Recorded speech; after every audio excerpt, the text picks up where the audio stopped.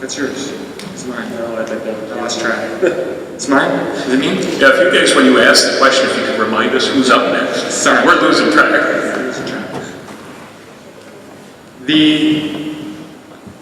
I often tell people that the most important thing we have, it's not our Constitution, it's not any of the wealth that we have, it's the fact that we have the consent of the governed. We have a nation of people who all agree that our system of government is valid. When we have an election, the winner gets to take office. We don't have riots, we don't have civil wars. That is consent of the governed. If you look around the world, that is not universal. The universal is people fight, they have guns, they kill each other over the right to govern. We have consent of the governed. The reason we have consent of the governed is because we have faith in our elections. We believe that they are honest, and we believe that they're done fairly. Voter ID is about keeping that sense of fairness in our elections, in ensuring that the people who vote are the ones who are entitled to vote, and they only vote once.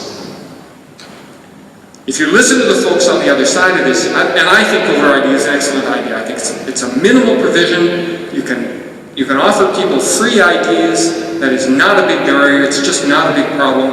And it's a minimal thing to make sure people are who they are, say they are, and only vote once. To listen to the other side, you'd think that getting an ID was like going to South Africa, or that it cost $1 million, or they can't possibly do it. It's just not true. I don't support it.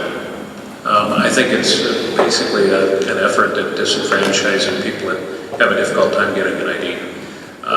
The bottom line is, unless you can demonstrate to me that there's significant voter fraud occurring in Minnesota, which there's not. There have been 12 cases of voter fraud in the last 10 years. And I believe only one was successfully prosecuted. So all it is an impediment to certain populations in an effort to keep them from voting. Is my perception of what's going on with respect to voter ID.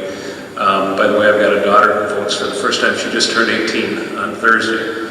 So this will be her first time getting the opportunity to vote, and I hope all of you will take advantage of that as well. Are you old enough to vote? Right. So, all right. Don? I think it's a bit of a low blow for those who object to voter ID to accuse those who want it of trying to disenfranchise the voters. I don't think there's anything disenfranchising about insisting that people use their driver's licenses, for instance, to go to the polls, which is the same thing you do to cash a check, to buy liquor. You use it all day long. You go to the library card. The DFL caucus requires an ID to go into the caucus. Come on, guys. This is no. And a lot of elections are decided by a very few votes, so it's important.